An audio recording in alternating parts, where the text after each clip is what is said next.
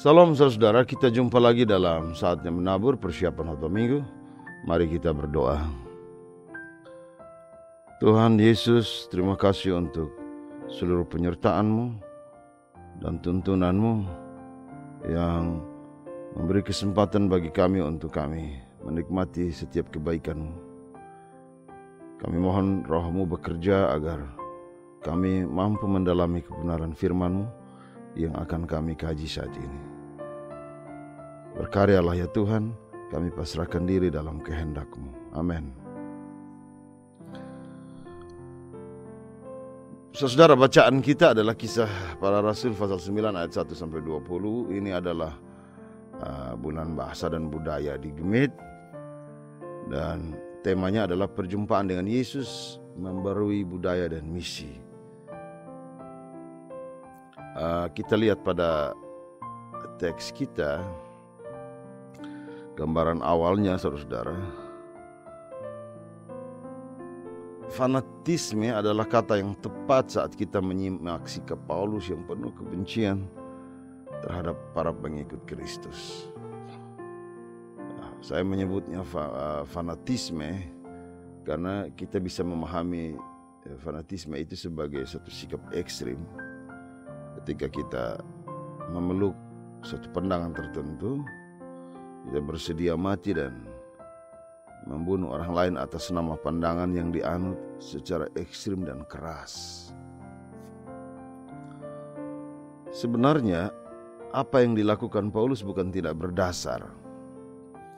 Apalagi dia adalah seorang pengikut Farisi yang taat. Beberapa kejadian dalam sejarah leluhur Israel menampilkan tokoh-tokoh yang benar-benar membela agamanya dan mereka dianggap sebagai pahlawan. Misalnya, Finehas membunuh seorang laki-laki Israel dan perempuan Midian yang menantang hukum Allah. Bilangan 25 ayat 6 sampai 15. Elia membunuh para nabi Baal, 1 Raja-Raja 18 ayat 40. Matatias, bapa Makabe, menggunakan kekerasan untuk membasmi musuh-musuh Allah. Itu kita bisa bandingkan dalam catatan 1 Makabe pasal 2 ayat 1 sampai 28 dan ayat 42 sampai 48. Pertanyaannya adalah, kalaupun Paulus membawa surat kuasa dari imam besar, apakah mungkin surat itu memiliki kuasa di tempat yang lain, mengingat tujuan perjalanan Paulus adalah ke Damsyik? Apalagi Damsyik itu masuk dalam wilayah kekuasaan Roma yang menyebutnya sebagai daerah Dekapolis, daerah 10 kota yang menjadi salah satu provinsi di Roma. Ini terjadi karena 2 abad sebelumnya Roma telah menetapkan bahwa orang-orang Yahudi yang melarikan diri ke Mesir dan sekitarnya dapat diekstradisi ke Yerusalem. Mereka kemudian dihukum menurut hukum Yahudi. Jadi sasaran Paulus tentu saja orang Yahudi yang beralih agama ke Kristen. Sikap fanatisme Paulus menjadi aktual dalam konteks banyak bangsa saat ini, kehidupan berbangsa di Indonesia juga. Banyak kali sikap fanatisme menghambat relasi sesama manusia dan mengoyak persaudaraan. Banyak kali sikap kekerasan atas nama agama, penyebutan kafir, stigma terhadap agama, atau makin menyuburkan kebencian para pemeluknya. Dan ini adalah tantangan bagi agama masa kini. Karena itu kaum Zen melihat kondisi ini dengan menyebutnya agak ekstrim terhadap orang-orang yang terlalu fanatik. Dia bilang, bunuh Tuhanmu, bunuh orang tuamu, dan bunuh dirimu. Maksudnya bunuh segala pikiran yang menjadikan Tuhan hanya sebuah konsep. Sebab Tuhan itu melampaui pikiran dan bahasa manusia. Orang tua itu simbol kenyamanan, jadi semacam ingatan masa lalu yang indah. Orang yang terlena dengan kenyamanan masa lalu melihat keberagaman sebagai ancaman. Bunuh diri itu soal ego yang terbentuk karena pengaruh lingkungan sosial. Maksudnya adalah beragama mestinya menolong manusia mencapai kesadaran murni jati dirinya. Nah, saudara-saudara, kita gali teks kita. Teks ini menunjukkan bagi kita sapaan bagi para pengikut Kristus. Nama Kristen pertama disebutkan dalam Kisah Para Rasul 11 ayat 26. Sementara awalnya, kalau kita baca teks ini, kekristenan disebut sebagai yang mengikut jalan Tuhan. Lukas sebagai penulis kitab Kisah Para Rasul menggunakan istilah itu beberapa kali dalam Kisah Rasul 19 ayat 9, 23 ayat 22, 23, pasal 23, pasal 24 ayat 4, pasal 24 ayat 14 dan 22. Itu kata yang dipakai adalah hodos. Hodos itu mengingat kata-kata Yesus ketika dia berkata, "Akulah jalan," Yohanes 14 ayat 6. Komunitas Qumran juga menyebut cara hidupnya sebagai jalan. Bagi mereka, jalan menunjukkan kepatuhan ketat masyarakat terhadap hukum Musa. Namun orang-orang Kristen menekankan iman akan keselamatan yang dibawa oleh Yesus, yang adalah jalan. Hodos juga berkaitan dengan pemahaman orang percaya bahwa seseorang perlu berjalan di jalan keselamatan Tuhan dalam ketaatan dan iman kepadanya. Paulus dan orang-orang yang membenci pengikut Yesus tentu saja berpikir bahwa gereja sedang berjalan di jalan yang salah. Orang luar menyebut gereja bukan sebagai jalan, tetapi sebagai sekte orang Nazaret. Itu Kisah 24 ayat 5, pasal 14 ayat 28 dan pasal 22. Dalam teks kita kemudian merincikan arogansi Paulus. Dia begitu yakin jika orang yang percaya Yesus adalah orang-orang yang sudah berjalan salah. Dalam ayat 3 Paulus memilih jalan ke Damaskus. Mengapa dia ke Damsik? Perjalanan ke Damsik sekitar 150 mil dari Yerusalem. Damsik terletak di Syria Timur dan wilayah timur Sungai Yordan. Ada dalam Matius 4 ayat 25, Markus 7 ayat 31. Damsik adalah pusat komersil yang berkembang, bagian dari provinsi Romawi Suriah sejak 64 sebelum Masehi. Kota ini memiliki populasi Arab, Nabatean dan orang Yahudi yang besar. Josephus mengatakan bahwa 10.500 orang Yahudi terbunuh di kota itu ketika perang Yahudi Romawi pecah pada tahun 66 Masehi. Jadi Damsik itu adalah populasi keberagaman sebenarnya. Karena itu Paulus memilih jalan yang menurutnya tepat. Saya menyebutnya sebagai jalan dunia. Jalan dengan tujuan mengintimidasi dan memberi ketakutan. Dan dengan keberadaan Damsik, Damaskus ini tentu saja dia menjadi kota yang tepat untuk sampel memberi pesan ketakutan. Di perjalanan itu, jalan dunia, jalan arogansi, jalan gelap, Paulus dipertentangkan dengan jalan Tuhan. Tepat ketika Paulus hampir mendekati Damsik, tiba-tiba ada cahaya memancar dari langit mengelilingi dia. Teks kita menggunakan kata perestrapto, yang berarti cahaya yang terang mengelilingi dia. Paulus memberi kesaksian dalam Kisah Rasul 26 ayat 13 bahwa kehadiran itu terjadi pada tengah hari, siang. Hal itu membuatnya rebah dan dia mendengar suara dari langit, "Saulus, Saulus, mengapakah engkau menganiaya aku?"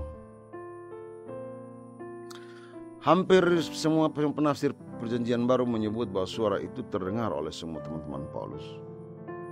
Mereka merasa aneh karena tidak melihat siapa-siapa. Namun perasaan mereka tidak tertuju pada suara Yesus. Faktanya adalah dalam kisah selanjutnya kan hanya Paulus yang bertobat. Jadi kalaupun suara didengar, mereka tidak terlalu mengenal siapa Yesus sebenarnya.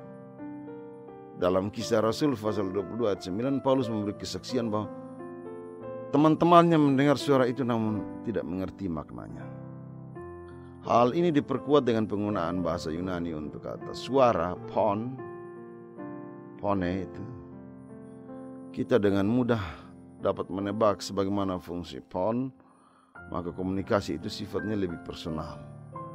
Teks kita mengokohkan kesaksian Paulus, sebab ketika peristiwa itu terjadi, Paulus semacam sedang berkomunikasi dengan suara itu. Bahkan sampai Paulus bertanya, "Siapakah engkau Tuhan?" Disinilah kita menemukan cara Tuhan menarik orang kembali ke jalan Tuhan. Sebab saudara, dunia ini akan menyesatkan kita jika kita hanya mengandalkan kekuatan, hikmat, dan ego diri sendiri untuk menjalaninya. Dalam dunia ini kita membutuhkan kepekaan untuk mendengar suara Tuhan, serta kemauan merebahkan hati sehingga kita tidak salah beranggapan bahwa dunia ini adalah jalan aman. Jawaban Tuhan kepada Paulus seolah menjawab substansi dari penampakan Yesus kepada Paulus, "Akulah Tuhan yang engkau aniaya." Tentu hal ini membingungkan Paulus, sebab ia beranggapan bahwa apa yang dilakukannya bukan menganiaya Tuhan, justru ini adalah pelayanan kepada Tuhan. Kemudian hari barulah Paulus menyadari bahwa melalui tindakannya ia menolak Kristus sendiri. Lukas 10 ayat 16. Dalam menganiaya gereja, Paulus menganiaya tubuh yang dikepalai oleh Yesus. Roma 12 ayat 4, 5 ayat 1, 5, pasal 5, 1 Korintus 11 ayat 12-17, Efesus 5 ayat 30, Kolose 1 ayat 18. Kristus dan gerejanya adalah satu dan dia memiliki kehadiran yang nyata di bumi melalui orang-orang yang percaya kepadanya. Jadi peristiwa itu membuat Paulus mengalami transformasi cara pandang.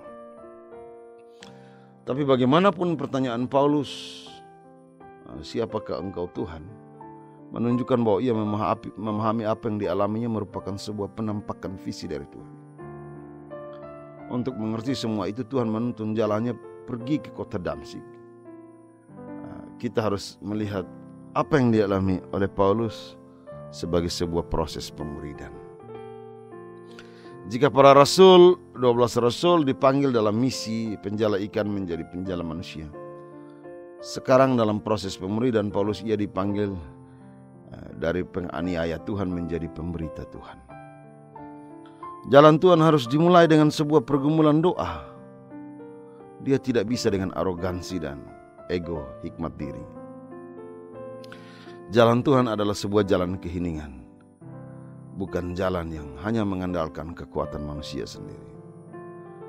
Firman Tuhan kepada Ananias agar menumpangkan tangan kepada Paulus sehingga ia sembuh menunjukkan bagi kita suatu sapaan bagi para pengikut Yesus sebagai orang-orang kudus. Jadi dalam percakapan itu kan Ananias menyampaikan, "Ini orang jahat Tuhan. Dia suka menganiaya orang-orang kudus." Tadi kita bilang bahwa komunitas Kristen disapa dengan orang yang mengikut jalan Tuhan. Sementara di kalangan orang-orang Kristen sendiri, mereka memahami diri sebagai orang-orang kudus. Bukannya kudus yang dimaksud bukan berarti mereka orang-orang yang sudah sempurna, tapi ini soal cara hidup yang mau mengejar kekudusan yang Tuhan kehendaki. Dan apa yang disampaikan oleh Ananias berbanding terbalik dengan kehidupan Paulus yang jahat. Dan Ananias dalam tuntunan Tuhan menemukan Paulus yang buta selama 3 hari. Kebutaan itu membuat Paulus tidak melihat apapun. Saudara lihat, dalam proses pemuridan ini Tuhan membawa Paulus agar melihat dirinya sendiri. Dia tidak melihat apa-apa. Kebutaan itu membuat Paulus tidak melihat apapun. Dalam proses pemuridan ini Tuhan membawa Paulus agar melihat dirinya sendiri untuk menemukan kesejatian dirinya. Akhirnya dunia yang gelap dilepaskan dalam waktu 3 hari. Paulus mengalami sebuah transformasi spiritual. Kita sekarang mengerti bahwa penulis kitab Kisah Para Rasul sebenarnya mengarahkan kita bagaimana Paulus yang sedang mengalami suatu kuasa kebangkitan. Dia mengalami suatu proses pemuridan, sangat menyadari ketidakseimbangan imannya. Sekarang bagaimana kita membaca teks dalam konteks budaya masyarakat Alor? Ikan kita sedang menyiapkan bahan khotbah dalam kaitan dengan bulan bahasa dan budaya. Dalam studinya tentang reinterpretasi teisme dalam masyarakat Alor, khususnya bagi suku Ham, Petrus Tongkal menyebut Ur, Vel, dan Lat. Ur itu dewa bulan, perlembangan perempuan karena meskipun bersinar namun memberikan damai ketika berada di bawahnya. Sementara Vel itu dewa matahari, perlembangan laki-laki karena sinarnya panas dan menyakitkan. Meski demikian, Ur dan Vel hanyalah bukti dari kesatuan ilahi yang bisa dilihat. Sementara Lahtal dipercaya sebagai sebuah kekuatan yang ada di atas dan yang berkuasa atas bulan, matahari, dan dunia. Bahkan Lahtal lah yang menciptakan bulan dan matahari. Hal ini diperkuat dengan pengamatan bahwa Lahtal berasal dari dua kata Laha yang berarti rumah dan Tal atau Tala yang berarti tinggi. Ur, Vel, dan Lahtal memiliki makna ketiga esaan dalam tata kehidupan sehari-hari, dan masyarakat Hamab itu mereka sangat melihat tata kehidupan sehari-hari itu ada kaitan antara keluarga, rumah adat atau suku, dan pelataran di tempat lego-lego.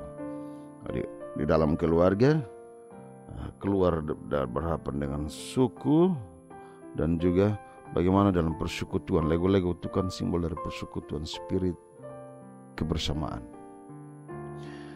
Tentu saja konsep ketiga esaan ini tidak bisa disamakan dengan konsep Trinitas dalam kekristenan. Jauh, dan ini sangat berbeda. Tetapi kita bisa memaknai ketiga esaan ini lebih pada keseimbangan hidup atau tata hidup orang Ahlor. Bagaimana seseorang menjadi manusia yang berarti, benar-benar menemukan kesejatian dirinya, benar-benar menjadi manusia saat dia bisa menjaga nilai-nilai kebaikan, baik di dalam keluarganya, di dalam relasi suku dan antar sukunya, serta bagaimana dia bisa membangun spiritualitas hidupnya dalam keberagaman, dalam kaitan dengan persekutuan lego-lego tadi.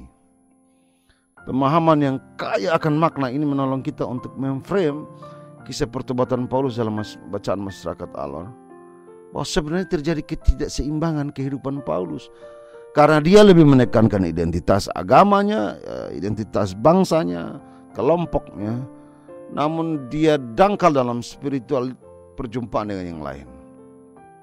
Dan Tuhan mau Paulus menemukan keseimbangan kehidupan itu di dalam dirinya, sehingga ia benar-benar menjadi berkat bagi bangsa-bangsa. Bagaimana mungkin ia bisa menjadi rasul yang hebat bagi bangsa-bangsa kalau dia sendiri tertutup? Ia menjadi manusia yang menemukan makna manusia lintas agama, serta membangun kesatuan hatinya dengan memberi diri menjadi mitra Allah untuk Injil. Dengan demikian, Paulus sedang mengalami kuasa Paskah, yaitu dia sedang menuju manusia baru. Saudara-saudara, kita sudah membaca tentang gagasan itu.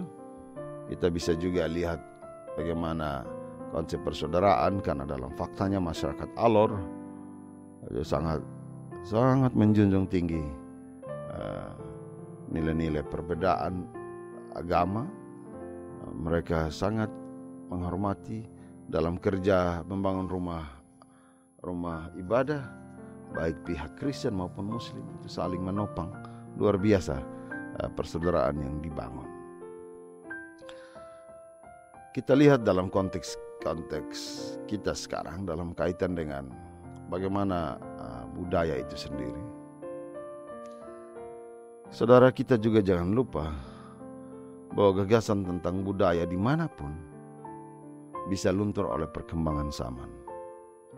Bagaimanapun budaya adalah hasil ciptaan manusia. Keluhuran budaya berpotensi terdegradasi, sebab apa yang diciptakan manusia akan bergeser sesuai juga kondisi atau keadaan tertentu. Kita membutuhkan nilai teologis yang dibangun dari spirit kebenaran firman Tuhan. Ini adalah pilihan yang tidak bisa dihindari, sebab bagaimanapun di antara berbagai tawaran nilai, jati diri kita sebagai pengikut Kristus terletak pada suara Tuhan yang harus terus bergema di hati kita, agar kita memberi makna yang lebih kuat terhadap cita-cita luhur dari sebuah nilai budaya. dalam tema perjumpaan dengan Yesus memberi budaya dan misi, Paulus menunjukkan kepada kita satu jalan yang lebih utama untuk menjaga keseimbangan dan jati diri kekristenan.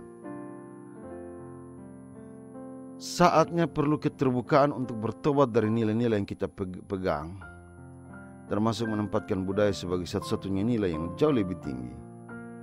Padahal tidak ada sesuatu apapun yang bebas nilai, dan termasuk nilai budaya perlu ditransformasi untuk menemukan kehendak Tuhan. Pengalaman berharga Paulus ini pada akhirnya menjadi titik acuan kita, menanamkan dasar yang kuat bagi setiap pribadi orang percaya, yaitu kita belajar terus mendengar dan memperdengarkan suara Tuhan bagi kehidupan ini.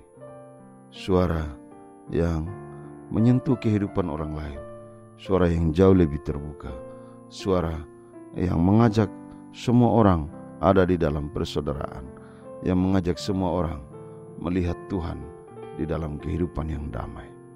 Tuhan memberkati kita. Amin. Mari kita berdoa. Terima kasih untuk firman-Mu, ya Tuhan. Kami percaya kuasa Roh-Mu bekerja melampaui segala akal dan pikiran kami, sehingga kami mampu membagikan firman-Mu menjadi berkat bagi sesama. Amin.